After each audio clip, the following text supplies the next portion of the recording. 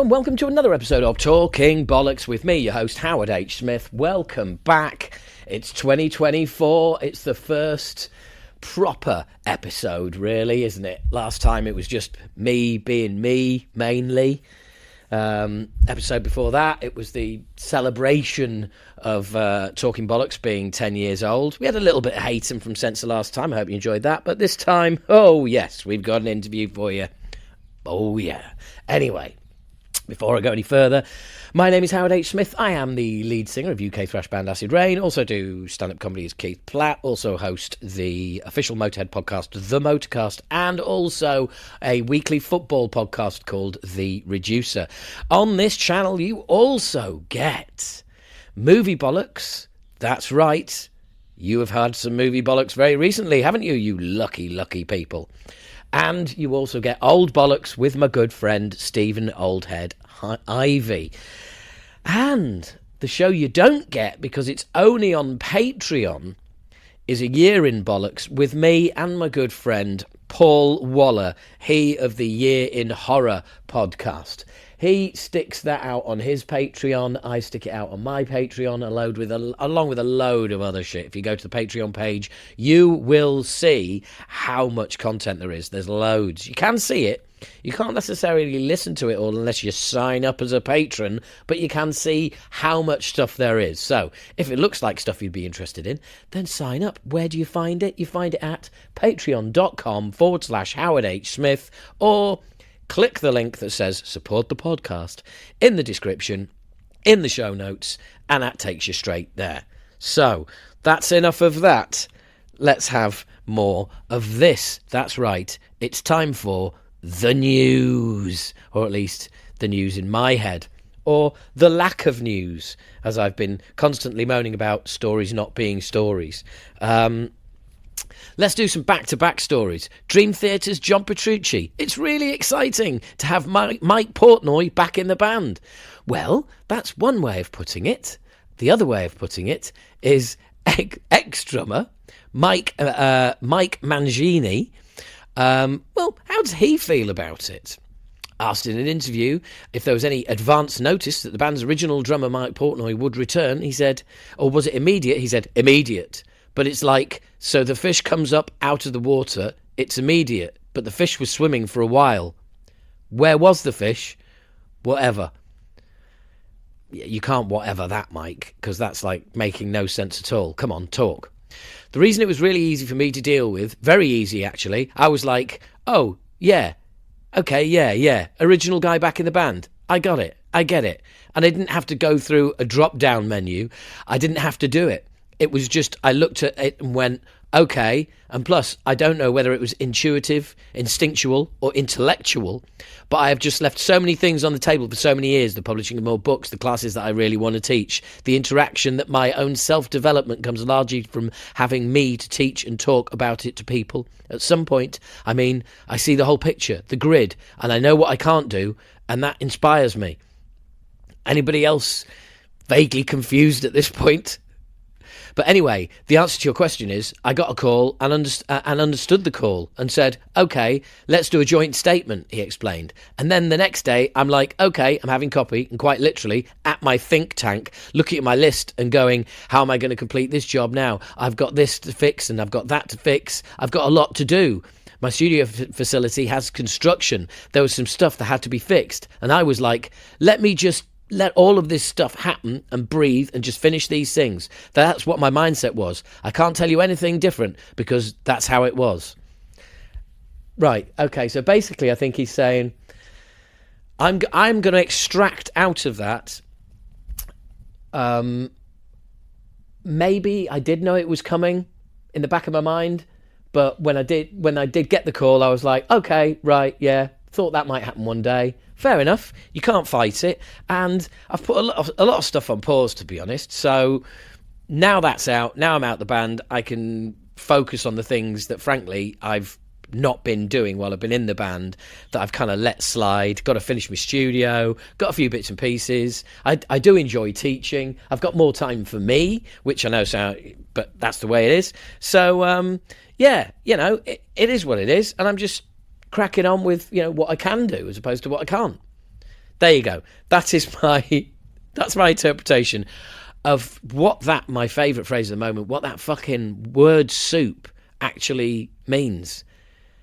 Yeah, I'd suggest nobody ask him that question ever again. Next up, Mick Mars says one song he recorded with John Garabi may eventually see the light of day. Mick has got a solo album coming out and he's released a few singles, and I can honestly say that statement, Mick Mars says one song he recorded with John Garabi may eventually see the light of day. I mean, who cares? Mick Mars was asked if any of the songs he recorded 7 years ago with former Motley Crue singer John Garabi will eventually see the light of day.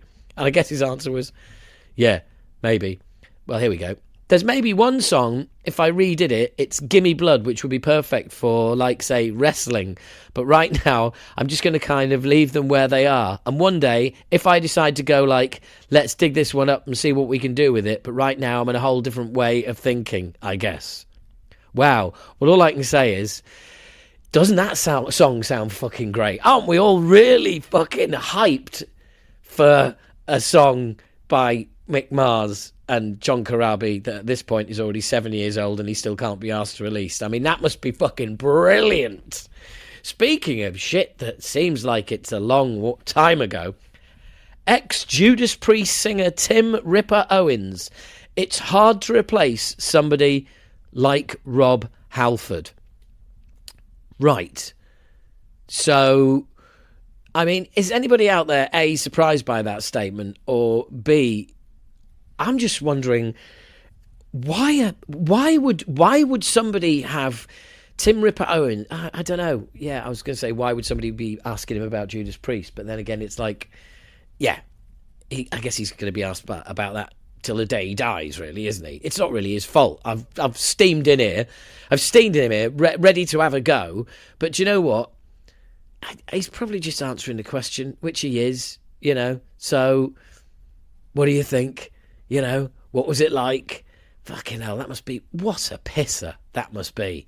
All these years later, you know, you've forged out a solo career of your own, and you've done everything that you can, and then people are still asking. Owens joined Priest in 1996. Fucking hell. I mean, that is a... It's going to be 30 years soon. Paul, but I've completely changed my mind there. I was properly ready to like, you know, oh, stop going on about it, mate. But bloody hell, yeah. I guess it's always going to be. It's just going to follow him to the grave, isn't it, really? Right, sorry. A bit of an anticlimax, that wasn't it, really? Next up, this is an anticlimax as well. I may as well have warned you that. Corey Taylor says he had a complete and utter breakdown and getting the help I need. So he cancelled a load of shows. Then said he was going to do some shows. And then everyone said, but what about those one you cancelled, you bastard? So here we go. I decided to make this video in response to a lot of feedback that came out after I announced that I was carrying on with my Southeast Asian run. Originally, that was supposed to be mentioned in the statement that I released relating to my mental health lapse, because he's cancelled a load of solo shows in the States. The truth of the matter is I understand why so many of you are upset. I'm just going to break it down for you. Over the last year, I have had a complete and utter breakdown of boundaries, mental health, ego, entitlement, the whole nine yards, culminating in a very, very real, very near relapse that I kind of don't recognise myself. So again, I wanted to address this and just tell people that I needed time to reset, needed time to start working on my heart, my mind, and get straight. The reason I'm keeping the Southeast Asia run, it's literally 4 shows, it's literally a week. I'm going to do that and just take it day by day. Basically, I'm working on self-care right now, getting the help I need, and surrounding myself with my family. And I absolutely get it, and I think it's fair enough. It's interesting. The bit I seized on, and maybe that struck you when I was reading that out, was the bit about mental health, ego, entitlement, the whole 9 yards, culminating in a very, very real, very near relapse that I kind of don't recognise myself.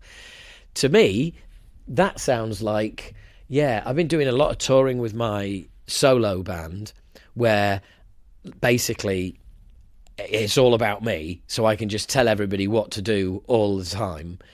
And when you get to do that every day, there is a chance that your ego is going to get into a state of, running around all over the place. I've said this before, like, everyone's got an ego. We've all got an ego. And most of our egos are chained up in the attic. You know where it is. It comes out occasionally. Whereas some people's ego is like the mad neighbourhood dog. It's running up and down the street, knocking bins over, running into people's gardens, absolute fucking pain in the arse for everybody, whether they know the dog owner or not. And I can imagine that all of that constant touring, those sold out nights, and it's all you, me, it can lead to a bit of, well, as he said there, entitlement, the whole 9 yards.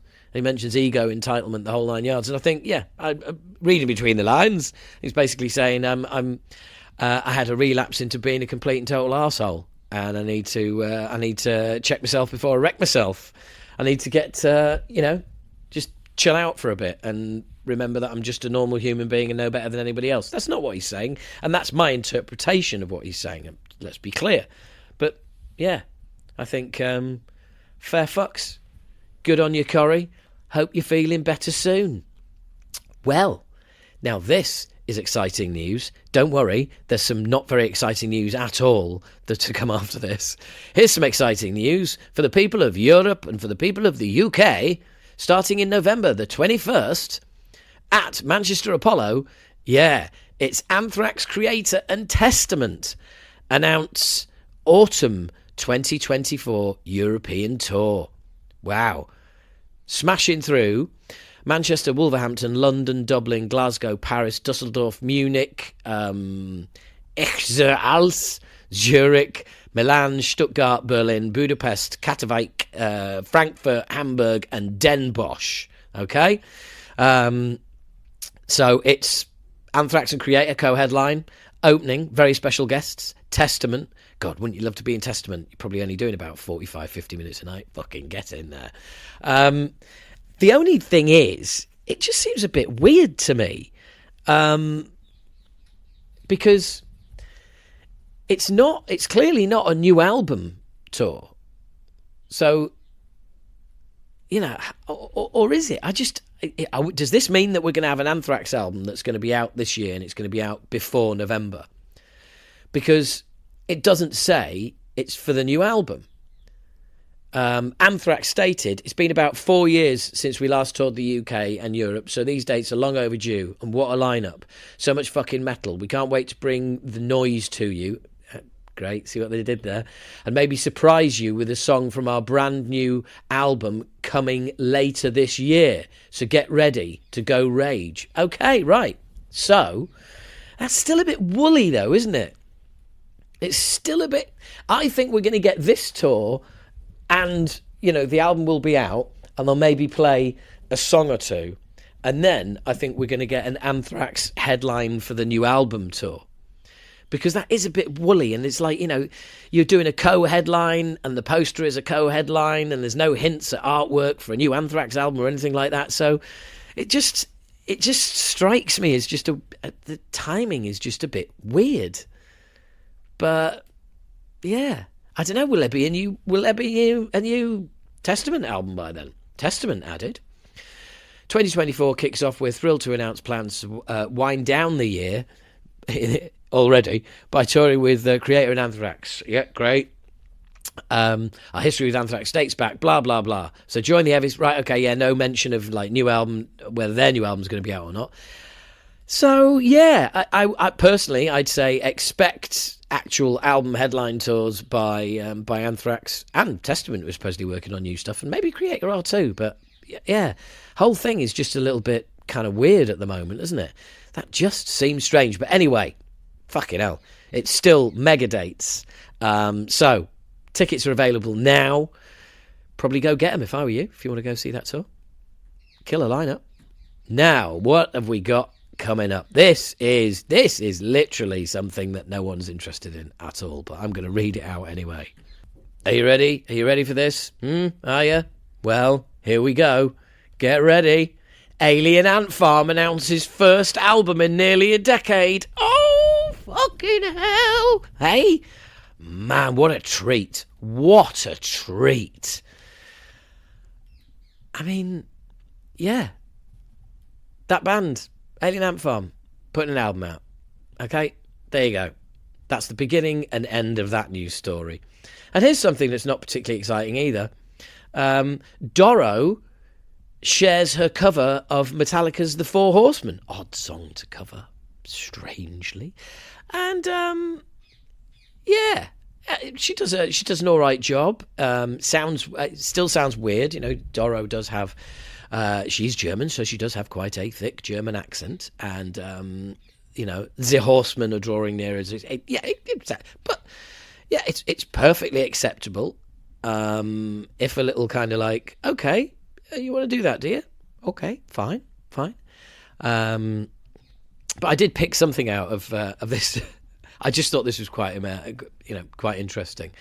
And she talks about when she met Metallica back in the day, and when she met Cliff. And I'm always interested. And she said, Cliff was... I'm so tempted to do the accent, but at this point I think me doing a German woman's accent is just like, yeah, pretty much going to get cancelled for that. But yeah, anyway, here goes. Cliff was so relaxed. He was so relaxed, like really cool, and he played fantastic bass, and he was always smiling, always in a good mood. He was really, yeah, very cool, and he had more like, can I say, more like a hippie attitude, like totally relaxed and really cool. So if any of you were in any doubt there, Cliff was relaxed and really cool, and a bit hippie like, and was really good on the bass. So if you never met Cliff, apparently that is all that you got out of meeting him anyway. I'm such a twat, aren't I? Anyway, look, that's the news that was not news. Not particularly interesting this week, but you know, what can I do? I can only work with the fucking parakeet in the background is really annoying me. Little bastard. Stop fucking squawking. Anyway, hopefully it hasn't been bothering you guys too much. Probably more interesting than the news, let's be honest. Right, now, let's get it... Oi, can you fucking shut up? Just for a minute. Bloody hell. Honestly. Right, bear with me. No, I haven't shot them. I just kindly asked them to leave. Anywho, coming up now is my interview with Zoltan from the wonderful Ektomorf. As regular listeners will know, current album, Velvet Black, is... sorry, what am I talking about? I always do that. I've got a mental block with Vivid Black and Velvet Black. I apologise. It's Vivid Black. It's one of my albums of the year, okay? Vivid Black. Also, the tune Vivid Black is great. Now, last year... I got an interview, fucking hell, it's all going wrong, isn't it? I got an email from the PR, sent me the album, played it twice immediately, loved it, said, can I get an interview? They said yes. And the interview was over Zoom, but one condition, no use of the camera. And I was like, okay, that's interesting. And I've got to say, I think it led to a much better interview. Now, that's not to say that I don't know what this would have been like with the camera on. But what I do know is that without the camera, it really is a case you're listening 50% more, because you know how if you really want to listen to music and you're listening really intently, you close your eyes to help you concentrate. Well, if there's no video to distract you, then you kind of go to a deeper place. And maybe that's why Zoltan and I ended up doing such a long interview and going to such deep places. And I can only thank him for that. And, I'm not going to do any more talking. I'm just going to play the interview from last year, Zoltan and I having a long old chat. Hello. Hello, how you doing? Hey. Hi there. Do I call you Zoltan or Zolly? You know, whatever you feel the best, man. Okay, cool, man. Cool. Well, I'll give you a little bit brief rundown, okay? My name is Howard Smith. I run this podcast. I've been doing it for 10 years. I also sing in a UK thrash metal band called Acid Rain, who Heard about it. sorry? I heard about it. Ah, right. Okay, cool. Well, yeah, first time around, we split up just before you guys came together. And Hmm.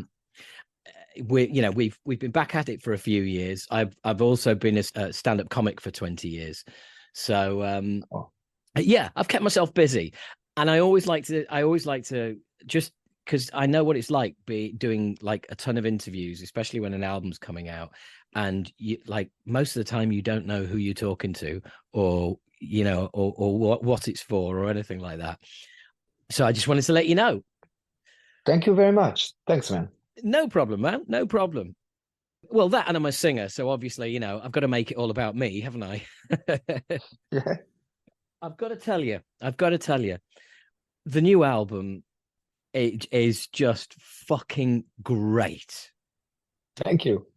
It's my absolute pleasure. It is fucking absolutely superb. I am honestly blown away. I've played it 3 times today, and it's just like I would imagine it's going to be more than that tomorrow.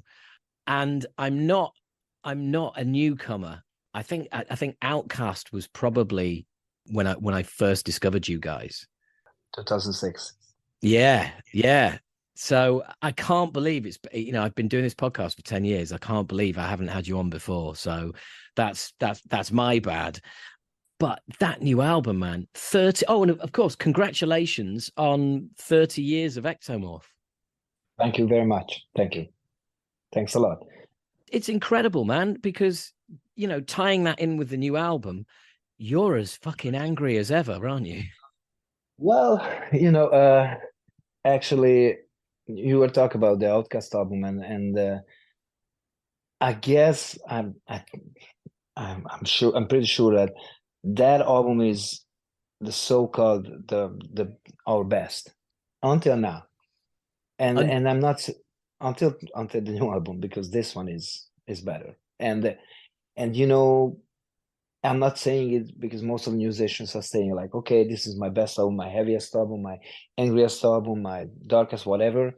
But this time, Vivid Black, it is really the yeah, heaviest and the darkest. And Outcast is a really heavy album, but it's more about like it doesn't matter because it's past, but that's what our fans call like the best album from Ektomorf. And right now, just to getting back, now you even proven it. What you just said to me, which I'm really happy to hear. But already two singles we got out.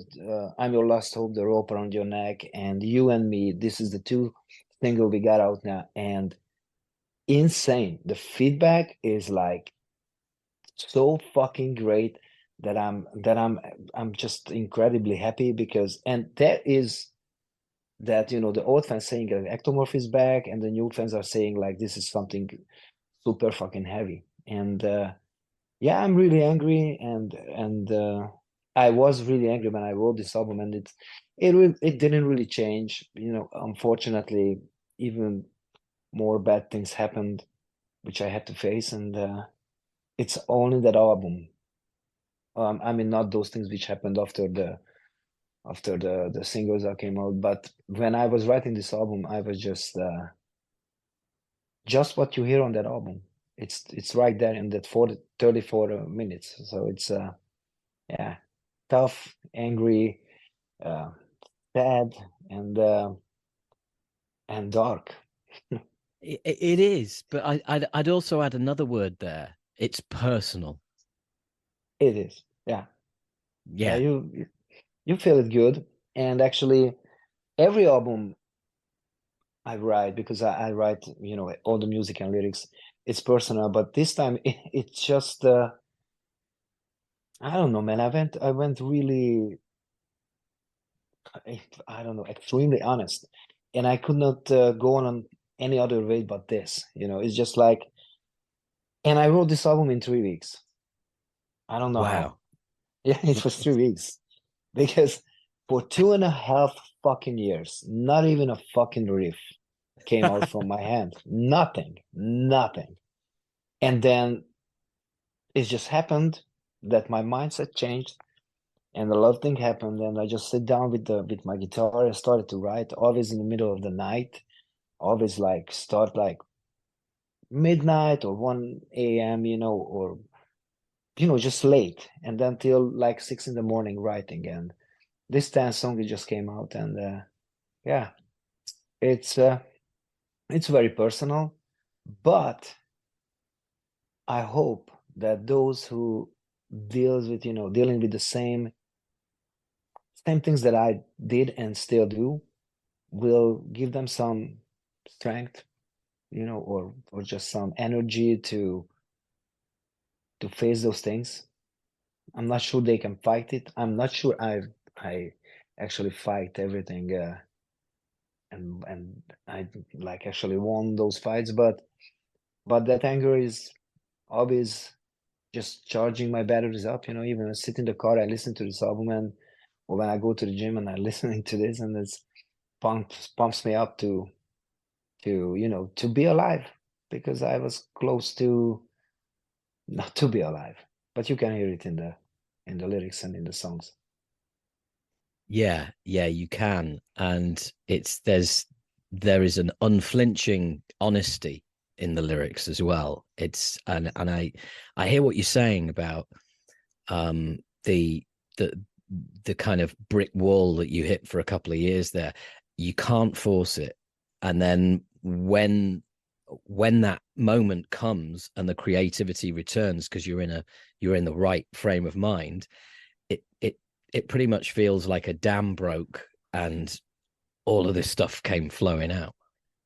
Yeah, it was strange because I couldn't believe myself. Not like I thought that I'm actually I some moments I had that I thought that I'm done. That although that I had an album out, which it's called Reborn, the preview album, Reborn. But Reborn is completely different. It's just like I don't want to say I don't like that album, but that was something that was created in a different mindset.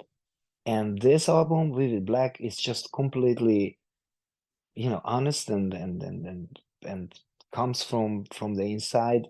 Nothing like, I wasn't really hesitating with any riff or any ideas. I think there was one or two songs on Vivid Black when I was a little bit like stuck, but maybe for 1 or 2 days, that was the top. But with Reborn, oh, that was months, man, and just changing riffs and changing this and that, and yeah. So that's Yeah. why we played only one song on the tour from that album, only one. See, you toured a new album and you only played one song off it. One fucking song, man. Oh, And I bet the label was over the moon with you. yeah, I mean, I saw it that I saw that the fans was also not really into this album, and myself either. It was just like we played the song "Fear Me," which is like the most closest song to the other Ektomorf stuff, which is like what the fans love, and I love the simplicity of the song. And because when you listen to Vivid Black, it's simple, man. It's the riffs are so fucking simple that you listen to the song, you just tune your guitar there where we tuned, and you can play it in not longer than in 20 minutes, but you get that fucking rolling energy then to go with it, and it feels so great to play the songs. When I play the songs, I just go to the band room and I play them through with my guitar. It feels so great. It's just, and that's the main thing, when it has to be like that. Ectomorph was always like about energy and just raw energy. Go on the stage, and that's what the crowd feels too. And this album to play in live is gonna be fucking heavy. It's not for us, I mean, but for everyone, for Yeah. us and for the crowd to feel this together. It's gonna be. I can't wait. I can't wait. Dude, it's going to be fucking brutal. It, Thank you. honestly, it really is. And do you know what? I completely agree with you about rehearsing your own stuff and listening to your own stuff. And there's nothing wrong with being a fan of your own band. In fact, I think it's essential Yeah. It's because yeah. Tell me. well, it's like Lars Ulrich always says, to draw a weird parallel. Um, he always says that he's the biggest Metallica fan out there, and I kind of feel like I'm the biggest Acid Rain fan, and you're probably the biggest Ektomorf fan. Exactly. Yeah. Yeah, yeah, and it's like, well, yeah, because if I don't like it, it ain't any fucking good. True. True words. True Yeah. words, man. Yeah. You have to, and it's kind of maybe like a cliche, but I'm saying it. First when I write something, I have to enjoy and like it. Like I fucking dig it, man. Of course, you yourself as you're a musician too, that that is, you know, s- you can get pretty critical with yourself, like, but it's not. But then you maybe do a like an hour break and just sit down and listen to it again. And sometimes you involve some people, like those people you kind of listening to their opinion. You know what I mean? Mhm. But but but on very at the very first fucking place, it has to be you yourself who say I like it, and I enjoy to play it. So it's just another good point, thing if the other people like it, the fans, so yeah, I think Yeah, it's true. I think it's very true. I think and like you say, if you like it, it sounds kind of arrogant. I'm really glad we're having this conversation because I'm exactly the same. Um, if I don't like it, if you don't like, then it's not authentic. You can't fake it. People Yeah. will know, and In a heartbeat. Yeah. yeah, yeah, yeah. In a heartbeat, man. And Yeah, also it's when you're working on stuff like that, it's hard fucking work. Now let's be honest, none of us got into a band to get to do hard work. yeah, yeah. It is hard work, but it's fun. But it's fucking hard, and the whole fucking process, how it goes. When first you just jam. If you're a guitar player, if you're not a guitar player, then whatever instrument you play, or if you just not just, but if you are a singer, Yeah. then you're working on the vocal ideas, and then for me there is always at the first it comes with the guitar, and then but this time I was writing like you know I was sit down with the guitar, and then my interface was plugged in, my guitar was plugged in, and the microphone. So when I got down like I don't know, 30 seconds or 1 minute of the song, then I just stand up, put my headphone on, put on the mic, and just throw something on. And it could be just some fucking you know mumbo jumbo, la, la, la, whatever, you know what I mean. And then some words coming out, and yeah, if you got the at least the rhythm of the vocals, then you can work on it later. And that's what I did. Actually, I went to the studio with zero lyrics. Zero. I had no fucking lyrics, man. I just had words. Like Wow. like the song "Die." I had the whole chorus actually, but with "I'm your last hope," "The rope around your neck," I only had this, and I think maybe a few words that some words, and the rest was just some screaming, some English bullshit which makes no sense. And then yeah, really. And then we went with two mats, and we went to record the vocals in Denmark. And I worked on the lyrics every night. I was there for 10 days, and we did the vocals in 10 days. I like to work on the vocals longer than anything else, more than on guitars or anything, because that takes a little more.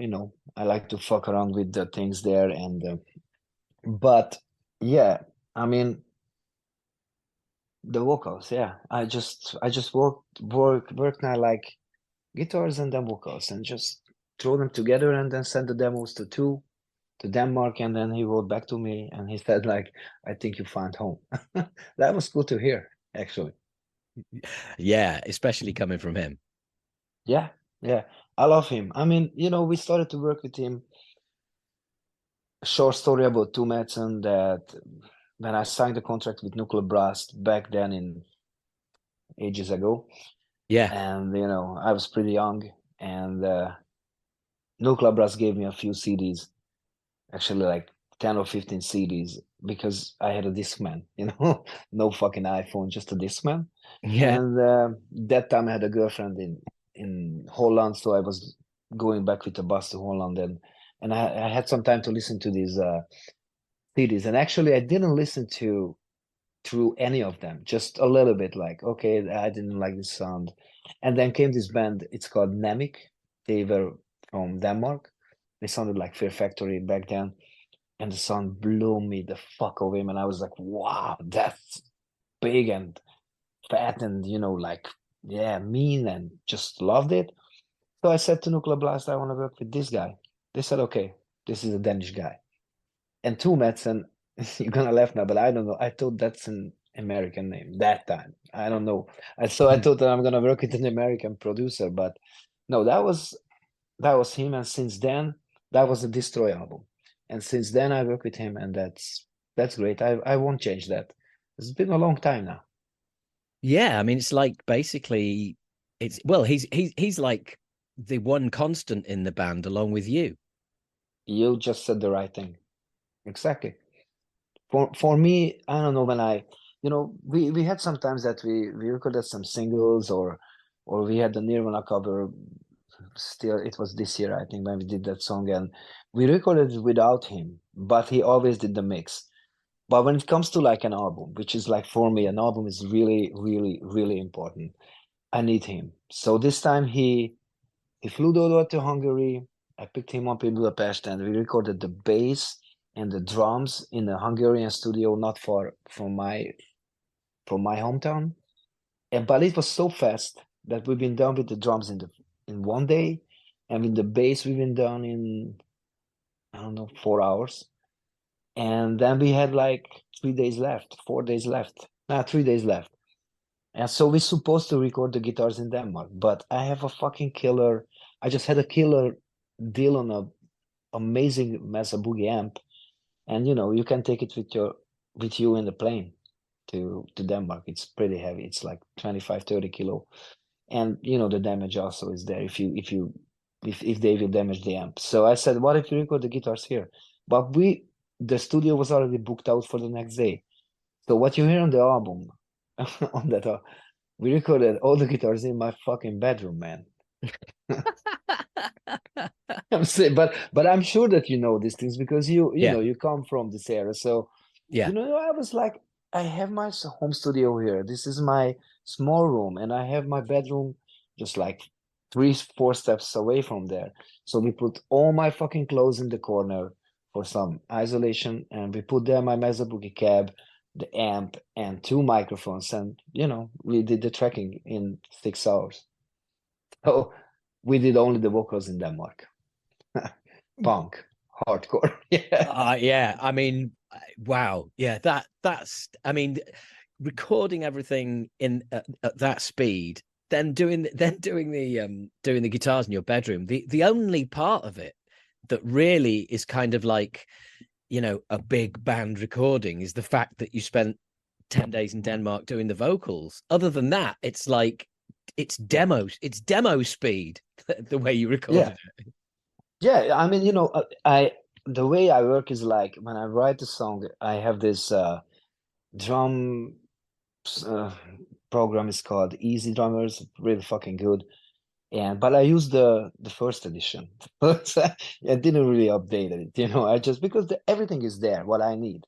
And I think it was made by the drummer from Meshuggah. Pretty good, MIDI stuff's there, and I just throw them in what I like, and if I just need something to a little bit extended, then I just do it with my fingers with on a keyboard, some fills or stuff like that, and that's it. And then I play two guitars on left and right and some vocals. I don't play bass, and I give this to the band. You can learn it now, and that's how it goes. So actually, when the guys came to the studio, everyone knew the songs, and everyone knew what's going on. So we just put on the demo. We didn't even needed like playing the drums because it was on the demo. Yeah. And then that's it. But the vocals are different because I had no lyrics. I knew what I want, but I just didn't have the lyrics. And we started to work. And this time, two was so cool because when I started to sing the first song, I don't remember anymore what was the first song I sang, but I sang the first, line, and then he said like, "Okay, that was cool, but you sound like," I said that, "You sound like a 14 years old boy who wanted to fuck but he could not," something like this. And I said, "Fuck you!" Yeah. And then I get out what you hear on the album. So I love to work with him, man. He's so cool. And actually, it was only him and me on the Ant Farm studio. It was just two of us and two dogs. So it was cool. Yeah. Yeah, man, that is the way to record vocals, just one-on-one with a producer you trust and who's comfortable enough to insult you like he did.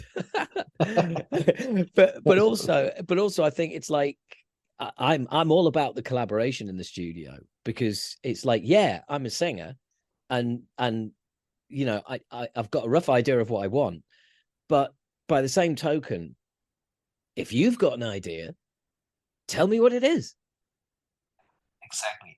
And two, he's exactly like this. And I love this because, you can hear on the album that we got also some clean vocals this time. Yeah, And yeah. actually a lot, not just a few part, but like many of it there, and he helped me because lately I started to sing clean on my clean voice, and it's because I don't know, it just came. I have an acoustic guitar and I used to sing at home when I feel like that, and it became a lot more to sing on my clean voice. And when I wrote the songs, I just felt, I don't know, it just has to be there. And I wasn't really sure in my clean voice, because I never really did. I did some, and we even have an acoustic album, but yeah, I forgot about that acoustic album. That's not really on the top. But anyway, so and two helped me, and he's amazing, and he has ideas, and I love that when he said, you should do it in this way and push it there and here, and I listen to him. Sometimes not, sometimes I tell him this is bullshit. Just let's go forward, but he always got great ideas, and I trust him. Like you said, a producer you trust, that's so important, and I trust him because in the end, this album has to make happy him and me too, and then everyone else. So yeah, it Yeah. was great. He always get great ideas, also with guitars, also with the tone. He's a guitar player himself and a really fucking good one. He plays really good, and yeah, so it's just great to work with him. Yeah, and the thing is, what I find as well is that there's, having spoken to producers over the years for the podcast and through recording and stuff, it's a different approach with doing vocals, because if you tell a guitarist that he's out of tune, that's fine. You just stop and you tune up, and and you look at the guitar and you go, "Damn this guitar." But you tell a singer he's out of tune, Yeah. that's a little different right there. Yeah, yeah, man. I mean, I'm sorry, I just have to let my dog out. So, That's all right. That's yeah, okay. if she wanted to go out. So, yeah, I mean, yeah, and he's telling me, this time it was so fucking cool that actually I didn't really trust in my voice, man. I was singing, and he said, "It's fucking good, man. What's the problem?" I said, "No, I think it's out of tune. I think I'm not on the right tone." And he was like, Yeah. not on the right note. And he said, but it's there. But also when I was not there, he said it. And you know, and but it's great, you know, when someone is telling it to you on a nice way, that it's cool, and especially from him. He can't sing. Two, he can sing. He has one country album. He made it with his ex-wife, and it's pretty good. But yeah, it's, you know, not like Johnny Cash, but he's got a good voice. But it was he know what and where and how to put and how to do, and it's great, man. But you're right, if you say to a singer, but you know, these days what's going on, you know, it's real good that Hmm. actually a lot of bands are making albums with nice melodic parts which will never be like this, like that, like on the album in live. And I want to sing everything in live, Yeah, at least very, very close to it, like yeah, it's on the album. And I yeah. think we made it. I think you definitely nailed it. And I by the way, Tu Madsen, great vocalist, fantastic guitarist. I've never met him, but I hate him already. You know, I'm jealous. It's it, it it's so important that when you're, you know, when you were saying there, I recognize exactly what you mean with that, not liking what you're doing, and Mm. but having somebody the other side of the glass saying, no, no, no, this, you have to believe me that it is working. You just don't have the confidence in it yet. So let's just do a version. I'll play it back to you to prove that it works, and then we'll go again, and you have the confidence of hearing that it works. And you say you don't know him, but that's exactly how he works. That's what he does. And we have the song we just released, the You and Me. That's our second singer. And the end of the song, that was really cool, man, because he wanted me to freak out, because I did a lot of heavy screaming there, like really, really heavy. I mean, on this album, on Vivid Black, my scream changed. It's different. I opened my mouth a lot more open, you know, just like Yeah, let everything out. And it's not like growling, you know, like it was before. It's yeah, more like real yelling, screaming from anger. And I did that. And on the end of the song You and Me, he wanted me to do that even more. And I was like, how the fuck I'm gonna do that more, man? I mean, I already can breathe. You know, I was like passing out. And he said, but I know that you can do it. I want to feel like you die, because this is this is what is about in the lyrics. And I did, and if you listen to that song, you can hear that I just losing my breath. I just you and me, and it's like yeah, that. And when I first when I was hearing it through my headphones, I was thinking this gonna sound like I just stitch it in my pants. It sucks. It's not good. That's how I felt. And he yeah. said, "You coming out, and we're gonna listen to it because this is fucking killer." And I went out and I listened to it, and he was right. But when I was in the vocals room, in the small isolated room, to me it sounded like unprofessional, just like, because I even lose that the words. You can't even hear what I'm saying. But he said this song needed this, and he was right. And yeah, we'll let it like that. But come back to the album. I mean, just like the recording was, like we talked about, how long, but the mixing was 3 months. Oh man. it, it was 3 fucking long months. Yeah, Three yeah, painful months. yeah. I mean, like 2 weeks was because he went on the holidays, so we could not do anything. But I was fine with that. And of course, you know it yourself. You bring home some raw mixing, which is of course not what you want, but you can listen to the songs. Yeah. And actually, the song was, to me, already really fucking close to what you hear on the album. But because when you hear this album, I mean, you hear what's going on in the world now, and you can hear that most of the band sounds the same. The same snare, the same kick, the Yeah. same Yeah. guitar sound. Yeah. It's called laptop metal. Exactly. Yeah. And I told him, first of all, I want a snare which cuts. And it's not like a boomy snare like this. this, because in the end of 90s and the early 2000s, which actually I'm come from, the snare was like a fucking gun shot, just like Yeah, really sharp. And yeah, so we started with that, and also the guitar sound. And when he came back from the holidays, he did a guitar sound which sent me, and I called him and I said, fuck no, this is this is far away from what we need, man. And but he was really cool this time, and he said, because we could in the past we could go some really bad arguments, but not this time. He said, okay, I told him, just take everything off, and just let that fucking raw sound which comes through the mics and the yeah. guitar and the amp. And that's what you hear on the album.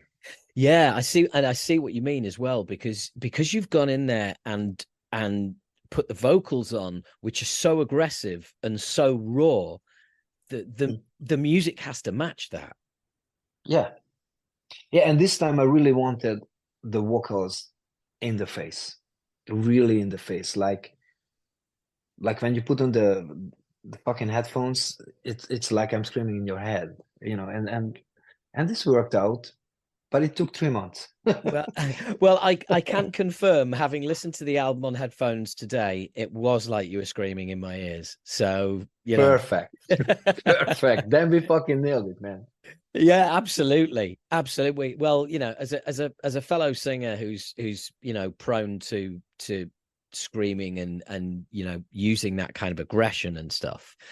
And funnily enough, I know what you said about feeling unprofessional, because it's like you either lost your breath or you go slightly out of time or something like that.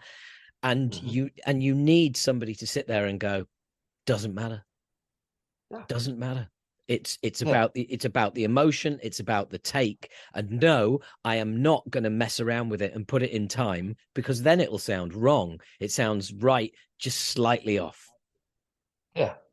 Yeah, and that's how it is, man. And actually, the whole album went this way. I just stuck on some points, like you and me, and then we have the last song, Ram, which is like, I think that's the darkest song on the album, and that's actually about it's about that I just I lost my mom, and she passed away, and Oh, I'm sorry, man. thank you, and it was just she was still alive when the whole song came. I mean, I just came home to see my parents, and she had a horrible cancer, and I came home, and she changed every way. And then I went back to the place I live, and when I was driving home, it was night, dark, and rainy, and everything just came to my head, and I went home and I just sit down with the guitar. I wrote this song, and in the end, when there is this clean vocals, that's actually what I felt for her. And it's hard to talk about it, but Yeah, it's also in some way you know good to talk it out, because actually it's on the album too, so everyone will hear it. But I'm telling it now that it's about that, what I actually wished for her, that just leave everything behind, because the pain she had to go through uh, was just horrible to see, and I could not do nothing. Not me, not my dad, not my sister, not my brother, no one, not the doctors, actually, no one. And I felt like I always felt in my life, and always, that God just fucking left me behind. yeah. But you feel it in the album, and you see it on the cover, that I'm not really religious, and Mhm. it's not just also about like I would be like Satan or whatever, it's just in between the two things, and then going more into the dark side, because the bright side, somehow, when I felt that something started to be okay, or better, then it was taken away, and that was this time my mother. So yeah, Yeah, it's a dark album, man. yeah, man. Look, I had there's a song on our last album that's about losing my father, Oh, and very sorry about much it. ah it's okay, man. It's but I recognize those feelings that you were saying in what you were talking about. The same, you know, I won't go into details, but exactly what you said about no one being able to do anything, and also feeling like if there is a God, then they're just a sadistic fucker who just, Exactly how I felt and feel. Yeah. yeah, yeah. It's like, I'm sorry, but that person did not deserve that, and there's no fucking reason on earth why that should have happened to that person. And It's it's same feeling. It injustice. is. Yeah. Yeah. And actually I was there when I was not exactly there when she died because we could not be there, but a few hours before we were there when we actually had to leave. And it was fucking horrible. Yeah, And yeah, if God is dead, then where this motherfucker is? Because when someone, like you said, like your dad, like my mom, that they just because okay, I'm a motherfucker, but I admit it, I am. I did things, and but my mother, she never did anything like that. yeah, yeah. So fuck I re- God, man, and fuck all this fake motherfuckers, who is telling me like someone there in the hospital I just met there, someone we just was coming out with my father after a visiting, which was like one of the last one, and someone came there on the hallway and say like, God is God is with you, and I said, fuck you, and yeah, I, you know what I mean, and you know the absolutely. feel. Yeah. If if This is weird, man. I went in to see my dad when he was in hospital, and some priest or someone from a church had been round and put little wooden crosses on the ends of every bed. And the first thing I did was take it off and put it in the fucking bin and find the right, head nurse and say, if that person comes back again, make sure that you tell them you do not put a cross on my dad's bed ever. right, I He feel didn't, you know, I'm with you. he didn't believe. I don't believe. My mum doesn't believe. And how fucking dare you? You know what I mean? Same here. Same here. My mom would never wanted a fucking priest or some bullshit talk. When we had the funeral, we didn't have a priest. We just did it with the family and with friends, and no fucking hypocrite bullshit there. And because if God is there, and or anything like that from that word they saying, then why someone who actually, if there is an angel, then my mom was there Yeah, and she died horrible. yeah. So fuck the whole thing. But it's in the song. It's there, and I don't know how I'm gonna play that song live, but I will. I want to play it. I want to play it. It's gonna be hard, but Yeah. I will do it. Do you know, I tell you, man, we performed the song live about my dad, and um even now, I mean, he passed in 2007, and we released the album in 2019. Even now, when we play that song, there are times where I just fucking lose it, and Yeah, I just all of a sudden I'm back in this, and you know what I mean by you've got your live singing, then you've got your studio singing. Obviously you can't sing like you do in the studio live, because you get halfway through one song and that'd be the end of it. yeah, um but um sometimes I just can't stop myself, because I can feel the emotions, and all my technique and all my breathing goes out the fucking window. yeah, yeah. I don't know yet with this song, but I think I'm gonna go through this because already when I'm just singing it now here in home, in my home studio, playing it with the guitar. It's sometimes I just stop and I can't, and I feel like crying, and the tears are the crying is like choking my throat, and because this is all real, like you said for this album, that it's personal and it's honest and it's real because it is, and probably it's not. this album is not for everyone, but for those like you and me, Yeah. and all those who's dealing with not just with losing someone you love, but a lot of disappointment, in people you trusted, and I think it will help. Like for me, helped those bands I grew up, like I don't know, all those bands, so Yeah. Yeah. I let's think, hope. yeah, I mean, well, look, I can tell you that it's certainly worked for me. Um, Okay, and, great. and, and the thing is, I think it's so important that we come back to that word personal, genuine, honest, authentic. All of that stuff means that, hey, you know what it's like when the album comes out, people will tell you what the songs are about, and you're like, Yeah, okay, whatever, whatever it means to you.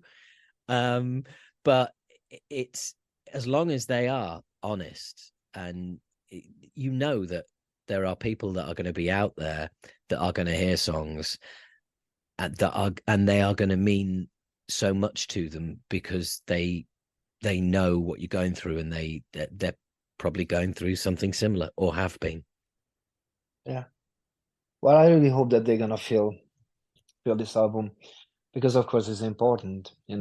It's an album, it's an art, and But yeah, I can't fucking wait to be on tour, which is actually gonna happen in March. So I can't wait. awesome. Unfortunately, no UK date yet, but we're working on a separated UK date, the UK Oh tour. man, that'd be fucking great. That'd be great, and I'll be there. Don't you worry about that. But one thing I was going to say, you said something there as a bit of a throwaway comment, I think, but I'd like to pick up on it. It's Okay. an it's an album. It's Yeah. not just 10 songs. It's a fucking album. And It you and I is. both, and we both know what I mean. Yeah. Yeah. Yeah. It is an album, and it's so cool because in the end, when I started to write, sorry, when I started to write, I didn't know how it's gonna come out, and then I just hope that the songs are gonna be connected, and when you put together the set list in the end, that's the playlist. I mean, Mm-hmm. the track list. How Yes. you always kind of like struggling on it. This time it wasn't too hard, because actually when I was listening to the songs, they kind of like created a track list, Yes. and Yeah. and when I was listening to the songs, I always felt the connection one to the other. So it is really, really an album which is just like, you know, reflects for you the darkness of some really hard times, and it's just I don't know, it's so real, man. And so it wasn't it in the end it really became an album. So you have to listen to the whole album, not just like one or two songs. Yeah. At least I hope it's gonna be like that. But I will get some feedbacks, when yours too.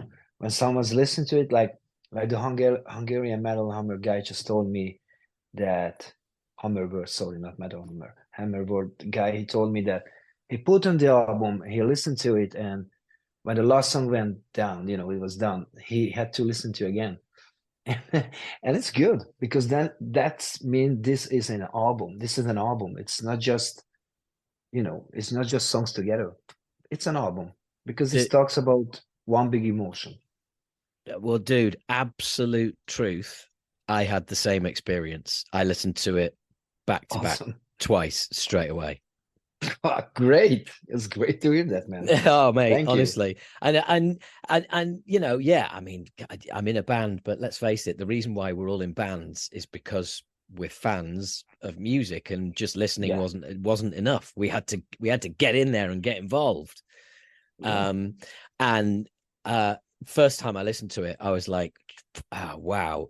I need to honestly, my honest feelings were I listened to the whole album and I was like, right, I need to listen to that again to make sure that what I just experienced is Cool. repeated again. Do you know what I mean? It's kind of like, Okay. what did that really happen? I don't know. Quick, play it again. Awesome, man. That feels so good to me to hear. Really, thank you.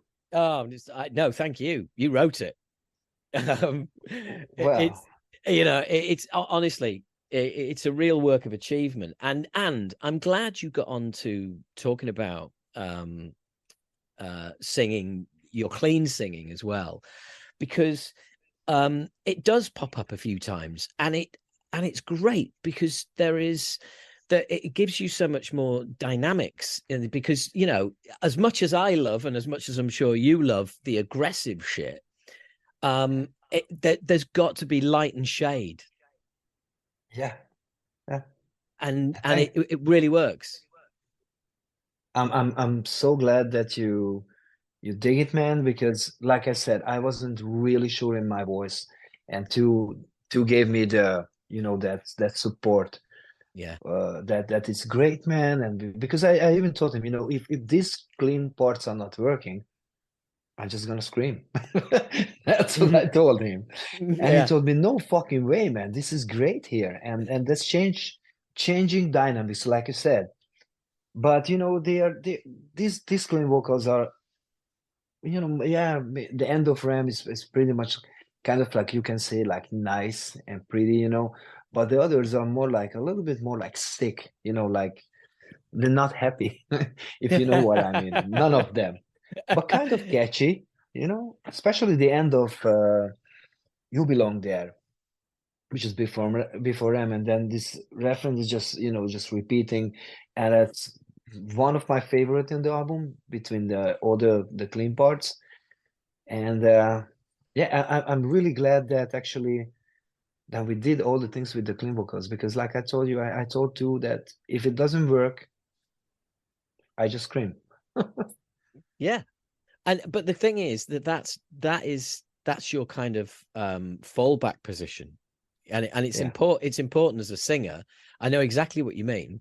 It's important as a singer to be able to, when you're doing something that's been suggested and you're not completely convinced, you need that fallback position of, well, if it doesn't work and what you're thinking in your head is, I don't think it's working, then I can always just scream through it. Yeah. And And that gives you that freedom to try it. yeah, yeah. And wait a second, just one. My dog came out again. Come back, man, man, back. As my sister, she lets the dog to me all the time. I said, I can't now because this dog needs 120% attention. That's it. But it's back. So go back, to this. I mean, yeah, but I also wanted to do clean vocals, like I said before, that I'm able to sing it in every situation. So, like on stage, it's not always the best, but these are the vocals that I know that I can do, even if now we are using in-ear monitors, which is really fucking good. So I can hear everything. But, sometimes they don't work, then you need the old school monitors, the wedges, then it's not sure you're gonna hear it. But these are the vocals that I know that I can sing. And I wrote these vocals on the way that I tried them, that so I can switch, from scream to clean and back. And they work. So this is gonna be the first time in my life that I need to use that many clean vocals. So of course I'm gonna just like practice them a lot.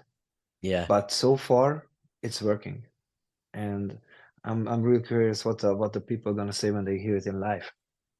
So interesting. I can't Well, wait. I really particularly like what you did on the song Vivid Black, because when I listened to the album first, okay, I just put it on. I wasn't looking at song titles. I don't think I even knew what the album title was, or I forgot, and I downloaded it, played it through my stereo, and when that song came on, I just about halfway through, I thought, yeah, this has got to be the title track. And I looked it up and I was like, fucking hell. Of course it is. How did you know that, man? Because of the the dynamics, because also it's kind of got it's kind of got a grand feeling about it. Just kind of it just kind of poked its head above the other tracks in a different kind of way. And I just felt like that song is going, this is what it's all about, and also the fact that the way you use your clean vocals in that song is quite unusual, but it's really impactful. Quite unusual. That's cool, man. Thank you very much. Thanks. My brother, who used to play in the band, he came Yeah. home for the funeral of my mom, and then I told him, so if you want to listen to the album, we're gonna take a ride with my car. We just drive, it's 34 minutes, so we didn't have to take a long drive. But I said, we're gonna listen to the album, and it's best to do it in the car. So we went with the car, and Really Black is his favorite song, and he just chose it as the favorite song. And I said, why? I said, I don't know, man. But he said the same. The way you sing here, it's just so cool. I don't know how is that, because but for me it was like, what you hear, that melody, that little melody in the guitar, which is kind of like I wouldn't call it a melody, it's a little bit thick. That's what I say to all these things, like it's thick, but that's the way that I could sing on it, and combine it with the screaming, and the end of the song, that really fucking heavy groovy riff, which just like a fucking hammer. So Baby Black is one of my favorite songs on the album, but actually to me the whole album is my favorite right now. I have to listen to the whole album when I listen to it. But I'm glad that you picked out Baby Black. Oh, mate, yeah, big time. And I can describe it as I mean this as a compliment. I honestly mean this as a compliment. You sound a bit like a serial killer on that track. Thank you. It is a compliment. Thank you. Yeah. But the song is like that. Yeah. Yeah. It's unnerving. Man, thank you so much for this. This is the biggest compliment I get until now. I sound like a serial killer. It's great. I love it. I fucking love it, man. Really, because the song is about that. Like if you listen to the lyrics, it's I was, when it's about those fucking nights, man, when I thought that things are gonna be kind of like over, and it was about also, Baby Black is also about a bad, really, really fucking bad relationship I had. And I was seriously thinking about, maybe it's better to kill this motherfucker, Yeah. You can, when you listen to the lyrics, it's really in there. It's all your fault, you fucking bitch, it's like, and but I just wrote a song instead of kill.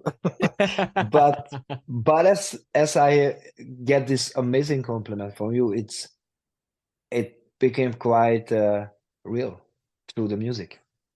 That's really cool. That's really cool, because I mean, obviously I'm trying to pick out the words as well, because I'm the lyricist with my band, and lyrics are very important to me. And I consider myself a writer who can sing rather than a singer who can write. To me, it's more important what I'm saying rather than how I'm saying it. It's very important. The words are very important, because like we talked about it, the songs can give sometimes like a helping hand for people, and the music is a big help, but of course, the words are the real thing. You say those 2-3 words, and you can, and I don't want to be like arrogant here or something like, but you know what I'm talking about, because you're a musician too, so you can save someone's life, man, and take someone back to the track, or just make that person feel, I'm not the only motherfucker who feels like this. And I think that's cool.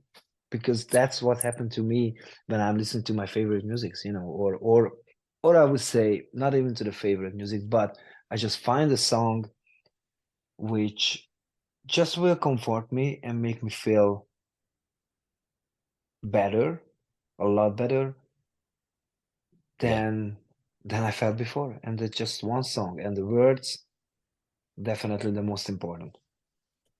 Yeah, and I know exactly what you feel, what you know how you feel, and I'm sure over the years you've had people tell you, various things of how your music's affected them and how it's helped them in dark times and things like that. And for me, Yeah, after all these years, for me, that is still yeah, playing a main stage on a huge festival, doing a really successful tour, that's all great.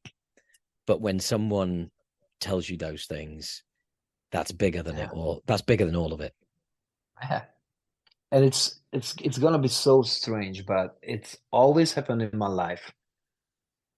Thank God, not too many times, but it happened that when I was about just to giving up, because it happens, you know what I mean. And Yeah, yeah, so it was just like, okay, I'm done. I'm just tired and it's just fucking done. And then I don't know how, but then I just got someone who is a fan and just writes me, or it happened that I was walking on the street completely fucked up. And they say, "Hey man, yeah, you're from Ektomorf, yeah." And man, thank you for your music. Thank you for music. And you can feel it when it's real, because there's some people who just saying it for a different reason. But this, these things, when this happened, it was fucking real. And then this person just said that, thank you for your music, and you saved my life. And then I'm like, man, I'm doing something which is important, and this gives me power, and it gives me make me feel like I'm doing something that helps others. And it's mine. Maybe it sounds like oh, everyone said that before, or just like you know what I mean. But the thing mm, is that helped me out, and then just like a good restart. And it happened a few times in my life, like 2 3 times, maybe four.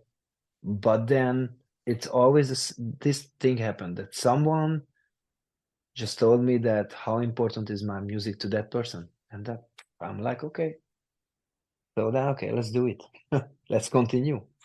yeah, yeah. No, I absolutely get that, because ultimately, sometimes you need reminding. You can get stuck in your own head, and Yeah, sometimes it takes someone else to come along and just say something completely out the blue like that, completely unsolicited, and then and it does make you, it kind of recalibrates you. yeah, yeah, just like a restart, a good one. Yeah, yeah, yeah. Like, A reboot. yeah, reboot. Yeah, exactly. And it worked. And I'm glad that that happened, because sometimes it was pretty much the end. But I'm sure you know how it feels. Yeah, absolutely. I mean, well, look, I mean, I was away from music for many, many years, and ultimately had, just it had to come back. It was, I was calling my name. And once once I was back in it, I was just kind of like, oh, why did I ever leave? This is just, this is But you had that. to, because Yeah, I mean, I there are sometimes just some life situations, or something just comes, and then that's maybe the best if you. I mean, it had a reason, because you yeah. had to do it. Oh, I was done. I was absolutely fucking done. And I'm sure you know what I mean. I was Yeah. done with working with those motherfuckers anymore. I'm going to fuck off and do something without anyone. And that's why I literally went from, being in a 5-piece band, fucking hating everybody. And then I went and became a stand-up comedian and did that for 20 years on my own. Yeah, I know what you mean, because I had once I had a lineup change, which was like 3 guys left, and we are 4. That Yeah. means I was alone. So you know how it is. But 2.5 hours later, I had another lineup. It's not. I'm not saying it to be an asshole, like just like say, hey, that's me. But actually, you know, I mean, man, this is my way for fucking 30 years, and someone is coming with it's coming, and if not, then there's a door. Close it and never come back. Fuck you. And so many fans, not just because of Ektomorf, but all the bands that they who they love or follow, and then they see a lineup change, and then they say, and they're like, they blame it on the one who is there for the longest time, and actually they should see that that person is there because that's the one who's fucking believing that whole thing, and it's doing it. And then they don't see that the fans, they don't see that this is kind of like a fucking relationship or like a marriage, that there is marriage and there is fucking divorce, and that's how fucking going in. Just Oh, fucking get over it, and it's not, the thing is, as well, is as you said earlier, you weren't in one marriage, you were in 3 marriages, and they all divorced you at the same time. Deal with that, motherfucker. Yeah, yeah, yeah, yeah. And the fans doesn't see it, of course, that they, what this is like.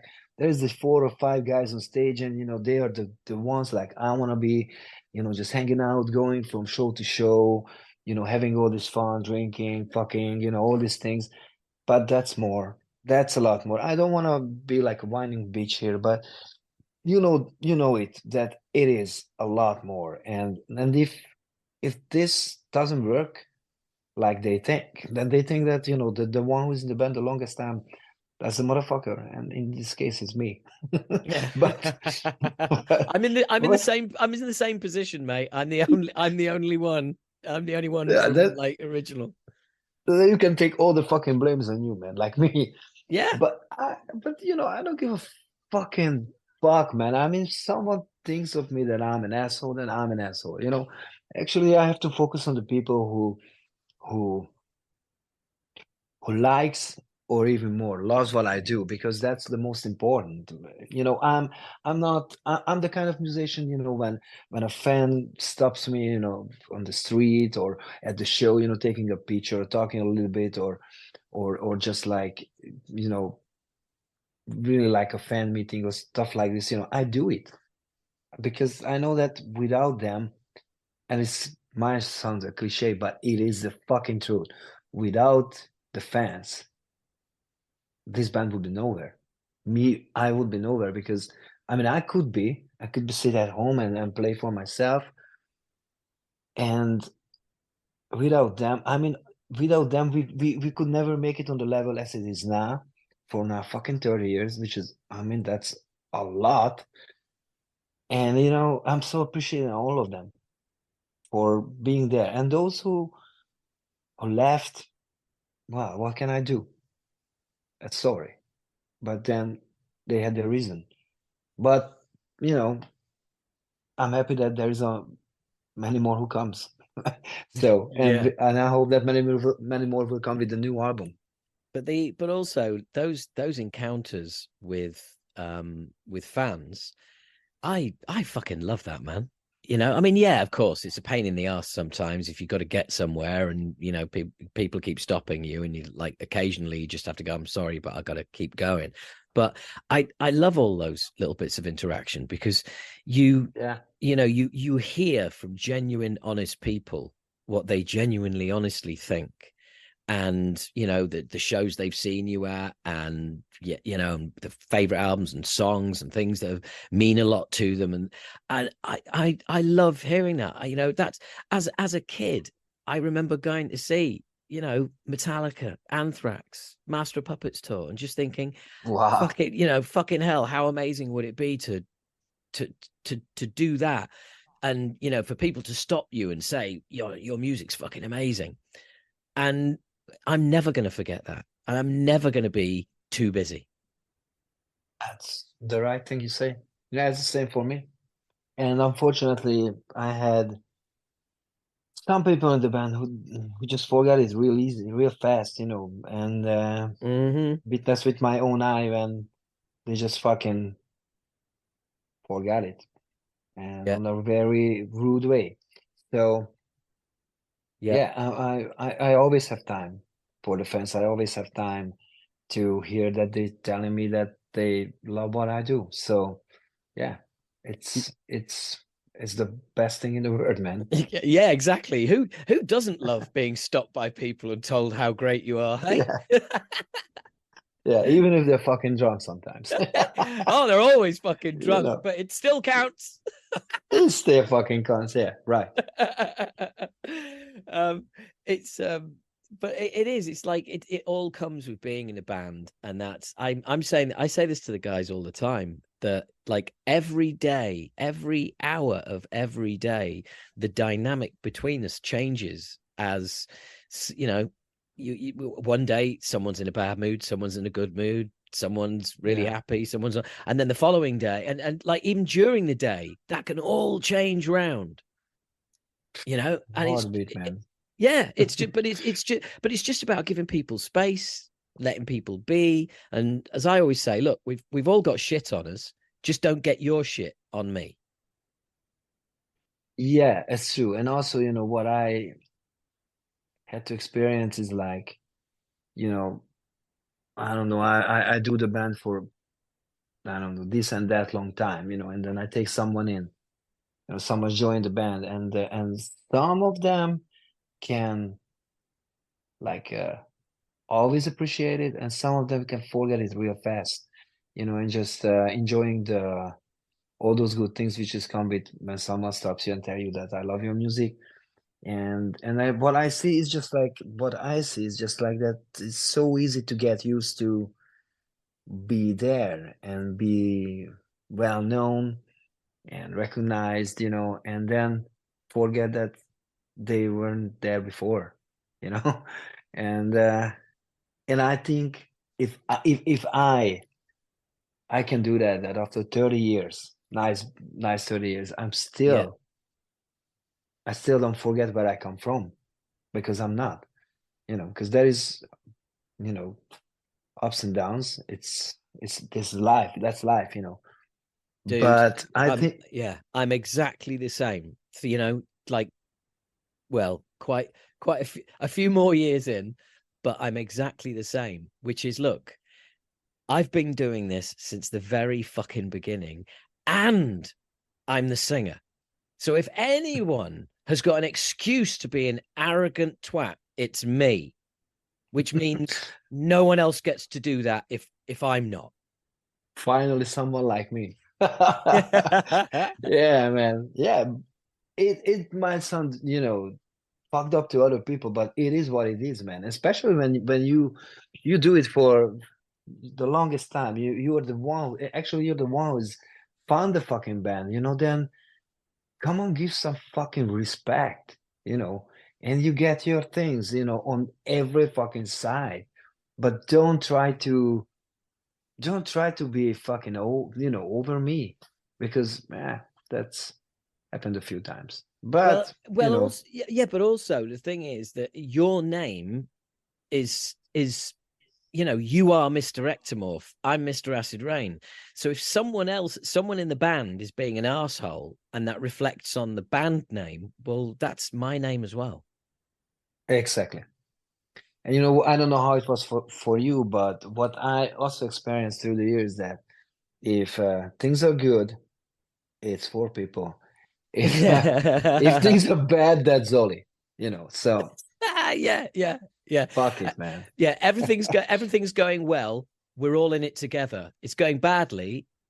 You fucked up. Yeah. So Yeah. fuck him. No, Then, I know. yeah. Yeah, I know exactly what you mean. I really do. Um, But actually, right now, this lineup we have now, it's, I think the bass player is in since 6 or 7 years, maybe 8 now. Chabo is great, and the drummer is now pretty young, pretty fresh. He was in this October since a year, pretty fresh. The guitar player is he's here now for 3 years. So, but actually, we had a we had a European tour with Reborn, and that was the first tour for the drummer. He had to learn a lot, And like when you were talking about, when you are in the band and you spend all the time together, especially when you're on a on tour for like we do, like what we're gonna have now tour is gonna be 39 dates and no day off. That's something like can fuck you up. You know what I mean? Yeah.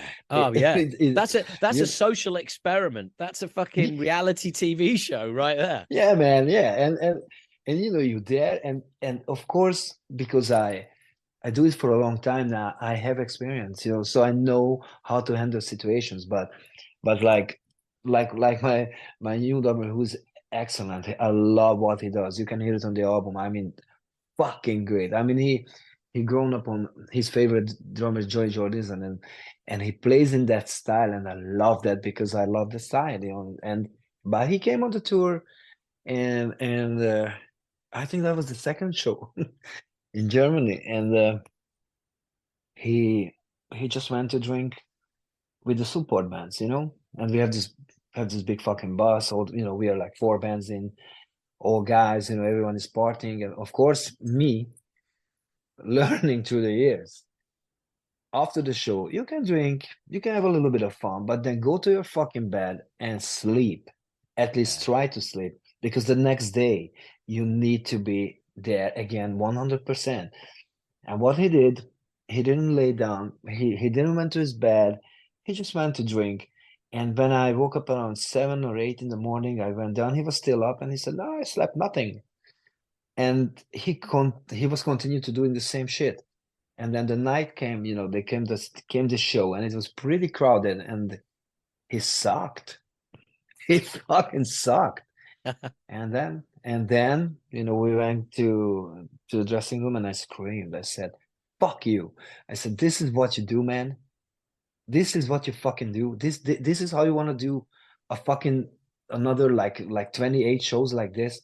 You will be dead in the next 2 days, man, if you do this. You can't fucking do this." And then he was listening to me, and went to bed in time and managed it. But I see it like so many times, with those bands who are coming on tour with us, that they just, the singers are losing their voice on the Yeah. second day. Yeah. And I'm like, guys, don't fucking go outside from the bus and with your drink and yelling your Oh, favorite song, in a fucking -2 degrees or stuff, because you will lose your voice. No, I'm not. And then they do. oh, And mate, they're dude, I literally I had that experience. It's like this year. I had that experience early in the year, and um, I was sat on the bus, and I could hear about 10 people outside, all having a conversation, having a great time, and I really, really wanted to be outside having a chat with everybody, but it was freezing fucking cold, and we've got shows to do. I'm just sat on the bus, scrolling on my phone, on my own. No doubt a few people going, "Oh, yeah, singer's disease." Thinks he's better than everyone else. No, I just can't be out there. and then you lost your voice. Yeah, well, no, yeah, exactly. If I go out there, then if I lose my voice, then there's no show tomorrow. How rock and roll is Yeah. that? Not Yeah, rock, and then you know? it's not, and that's I just saw it like, but I have to tell you that I learned it on my own. I mean, I have, my first real tour was with Propane, and those guys are fucking hardcore. I Yeah. mean, man, they can do anything. They. I mean, the lineup now, it's only Gary, so those guys are not there anymore. Who was there at the time back in 2003, but all this, all this back old lineup was like hardcore guys.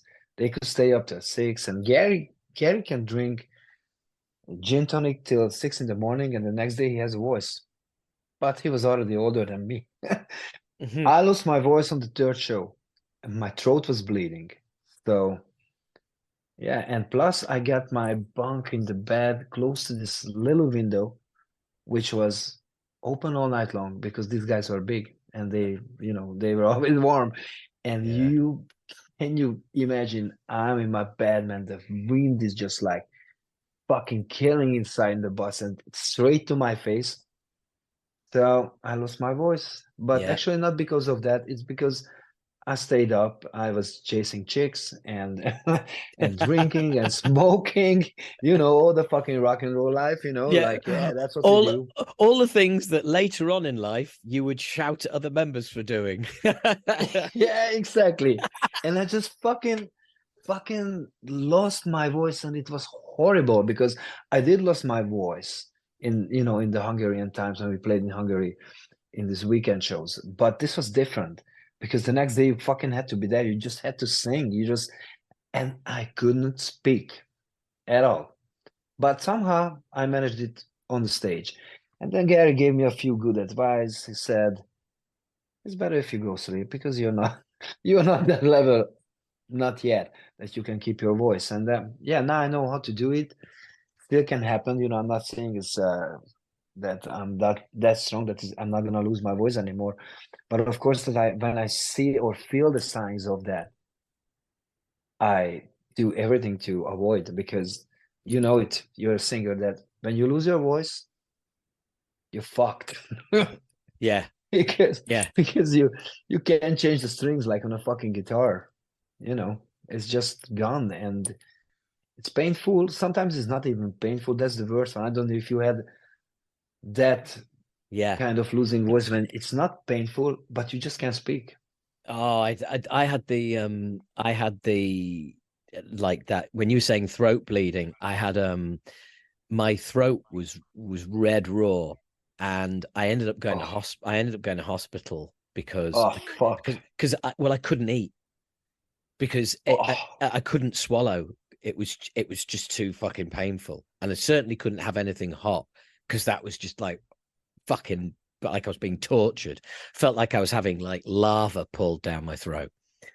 oh And man. yeah, and the doctor just shone a light into my mouth and down my throat, and he basically said, "Okay, I'm going to give you paracetamol, which you've got to dissolve and gargle with it because that will help Mhm. with the pain, and not speak a single word for 2 days." And I love to fucking talk. This was your time for silence, man. Oh, everybody else was fucking really happy. But this happened on tour. Yeah, yeah. So Oh fuck! Then what happened? yeah, No shows.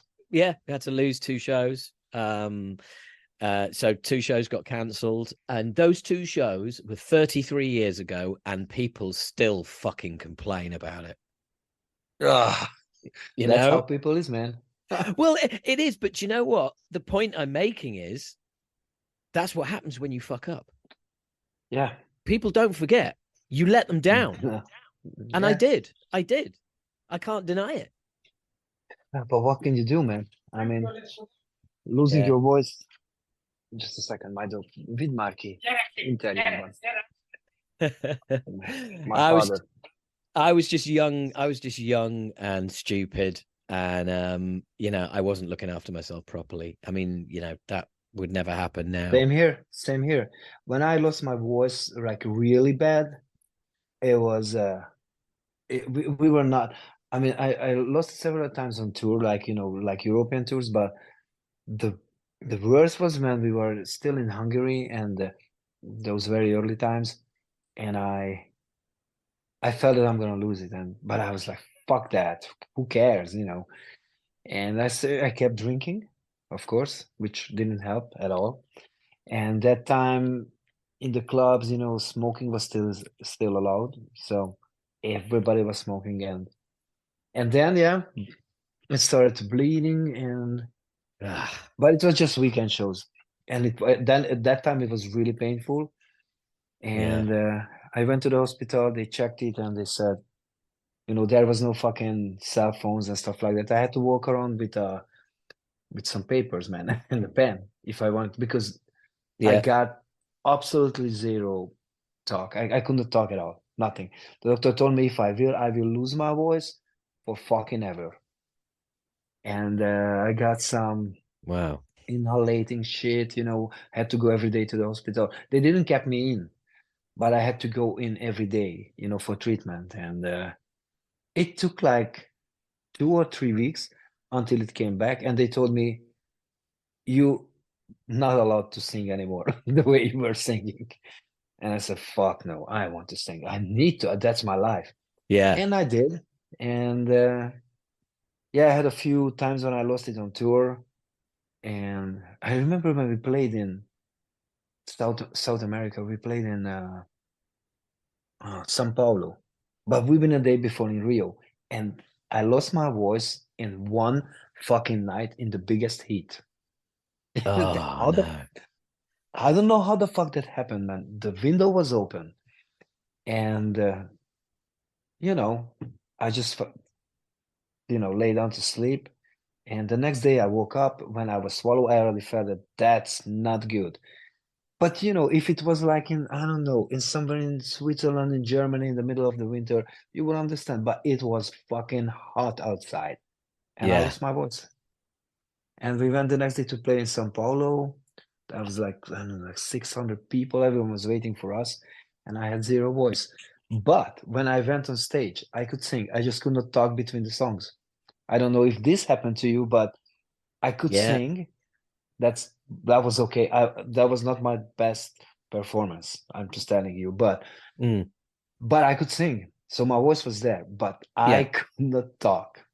Could I not know, talk. I know what you mean because well, when you're talking like we are now, you're relying on your vocal cords to make the sound, whereas when you're singing, you are supporting it with your breath, and Oh it's yeah. coming up from your diaphragm, and you can't, if you're doing it properly, you kind of you only use your vocal cords when really when you're accenting stuff, it's like head voice and throat voice, Yeah. chest voice, and all the rest of it.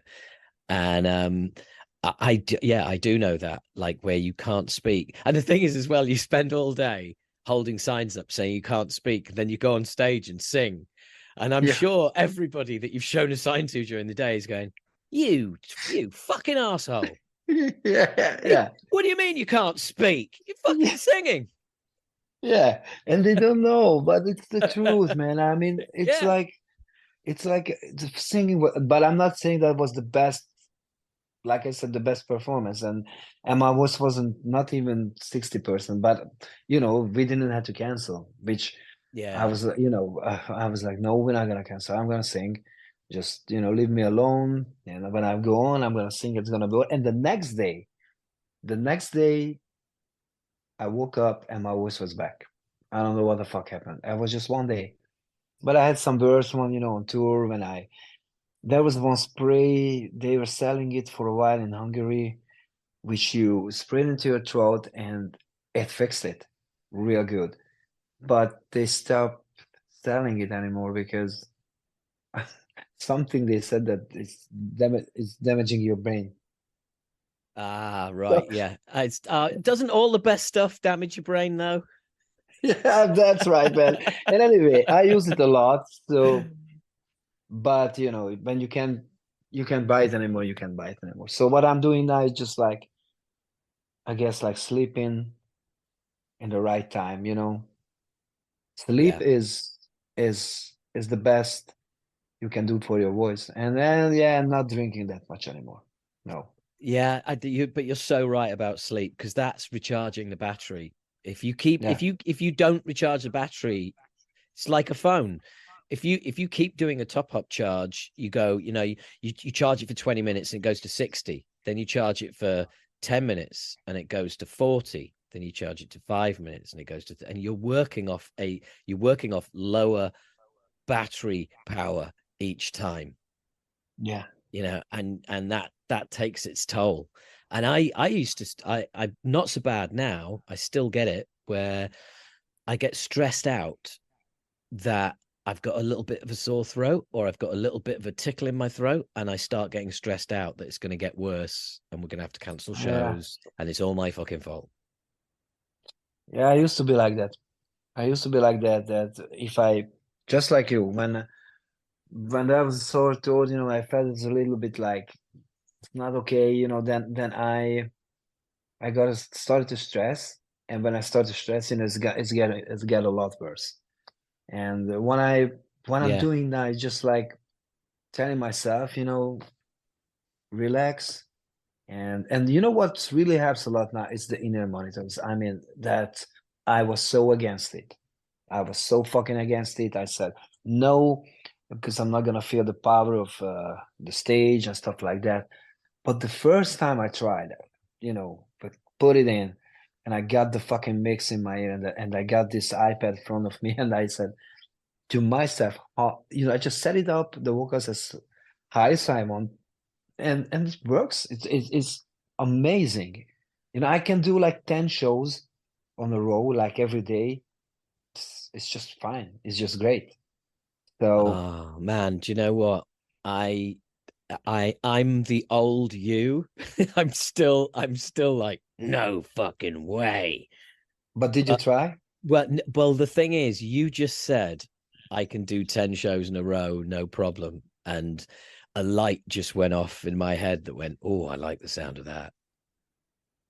Look, man, I highly suggest it. I mean, I was Yeah. fucking against inners, and especially when you go and get some good one, and you have to get the one, those, I mean, not the one, those which is like molded to your ears, because then you can headbang, you know, Yeah. and do all the things, and when they do the molding of your, taking the print, you definitely have something to put in your mouth and bite on it, just like gently, so with an open mouth, because you're singing, because those who the guitar player and bass player, drummer, they don't need that because they don't sing.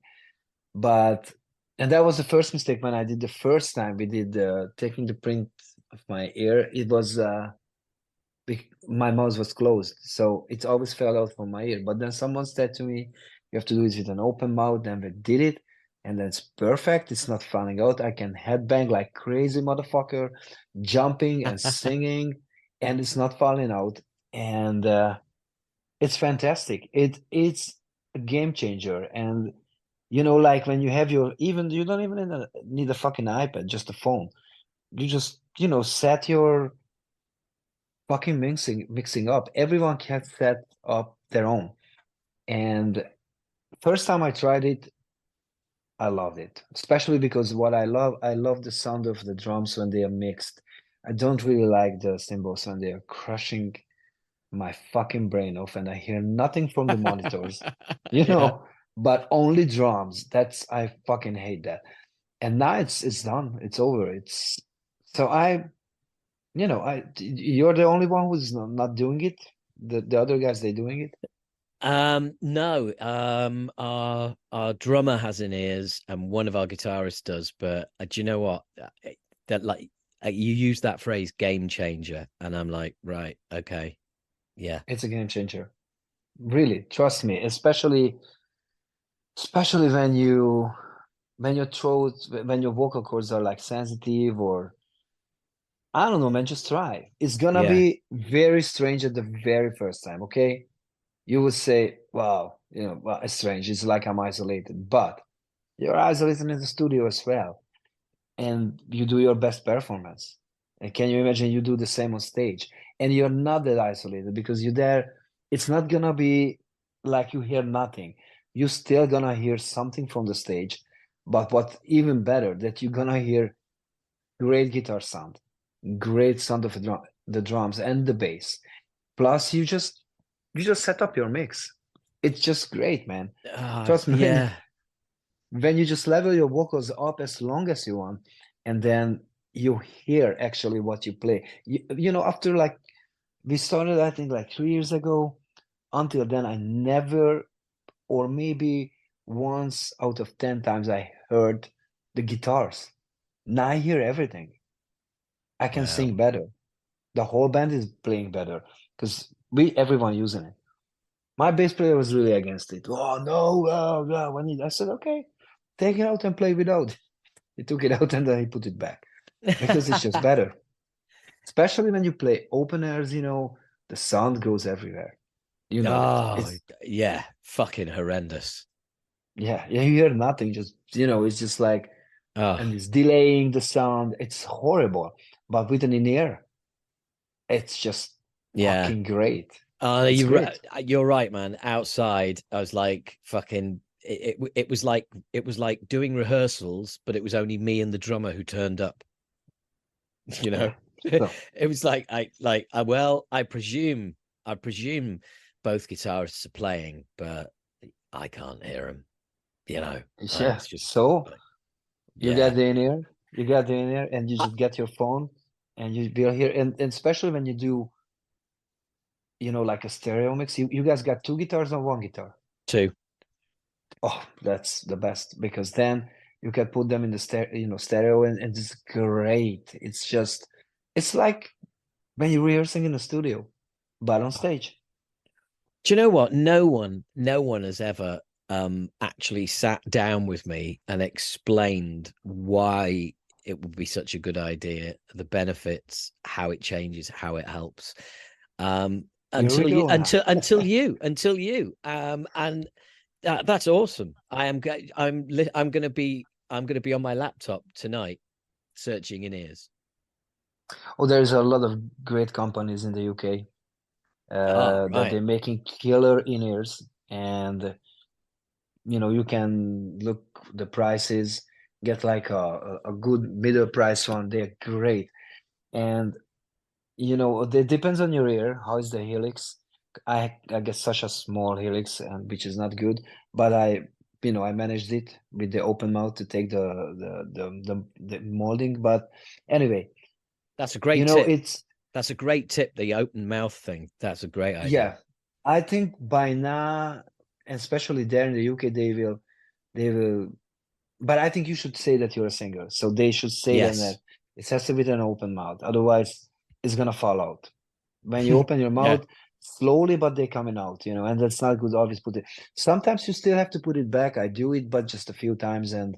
But anyway, the once you go on with the in-ears, you never want to go back because I did it once. Just I was just wondering how it is, and I took it out in the middle of the set on stage, and just so different, man. I heard this instead of what I heard in the inner mix, which was a lot better. Yeah. So Well, honestly, mate, that's my mind made up without a doubt. So let's be clear. You've written a fucking great album that's hugely improved my day because I've had a shit day. But honestly, thank you. the highlight of the day has been listening to Vivid Black, man, and doing this, which is just wonderful. Honestly, I can't thank you enough, Zolly. I feel like I can call you Zolly now. Yeah, Um, sure. Yeah. um, dude, thank you so much for your time. I can't thank you enough. And thank you My for the pleasure. album and congratulations on 30 years. Count them, 30 years. That's amazing. Thank you. Thank you. Thank you so much. And it was my pleasure. It was a great chat. And I hope that when we make it to the UK, that you should let me know that you're coming over to a show because I'm really looking forward to do this in live, to chat forward. And I hope that you're gonna find your best performance in the world of in-ears. I look, I will keep you updated, and as soon as I see those UK dates, I'll send you a message, and we will meet in real life, and we'll do this all again. Again, congratulations on the album.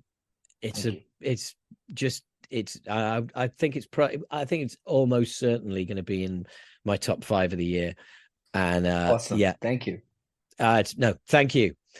Zolly, it's been an absolute pleasure. Thanks a lot, man.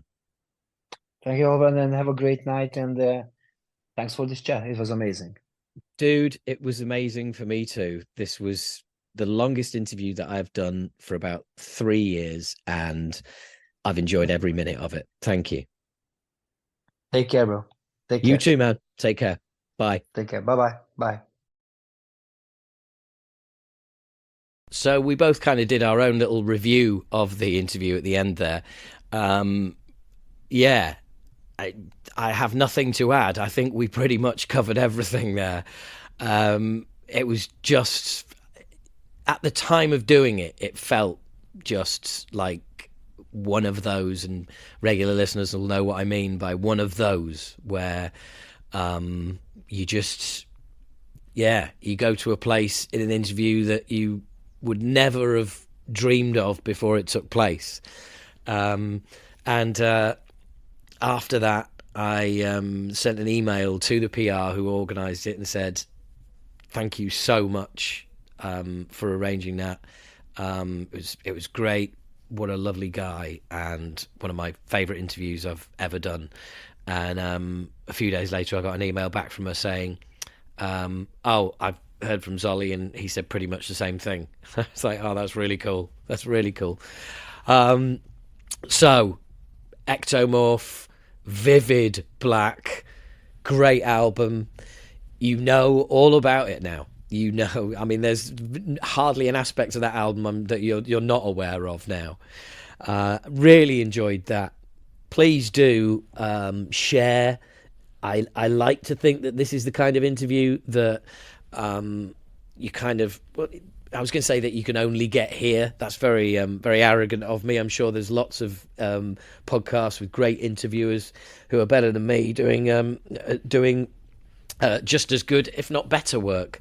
But I just feel like, you know, there's a lot in there. There's a lot to dig at. There's a lot to talk about. And I hope you enjoyed it. I know it's cheesy, but I hope you enjoyed listening to it as much as I did doing that interview, because if you did, then you've had a really good fucking time. And this podcast is rapidly approaching 2 hours, which is kind of long for these, but boy, did we have a chat. So guys, thank you very much for listening. And especially if you're still listening, thank you, really appreciated. Love doing these. There hasn't been a review on iTunes for a very long time, a couple of years. So if you're anybody passing by on iTunes feels like throwing up an interview, that'd be great. Or just on whatever app that you listen on, chuck a review in. 5 stars or nothing, okay? Although I'll accept 1 star. So yeah, you know, either love me or hate me. Please, no 3-star bullshit. You know, no 4-star. No 2 stars. Either 1 star, this is bollocks, don't bother, or, which, to be honest, it always amazes me when people take the time out to do a review like that. I mean, thankfully, I haven't had any of the podcasts, but, you know, you do see them. And I just think, wow, like, you must really not like that, to go out of your way to waste time in your life to do a bad review. Mind you, I do bad reviews all the time, don't I? I should probably shut the fuck up at this point. You've heard enough of my voice. It's coming up to 2 hours. Thank you very much, all of you. Share, like, subscribe, you know, smash the like button, guys, and all that fucking bullshit. Find us on social media. Whatever. Tell people. That'd be really cool. Until next time, chat to you later. Bye.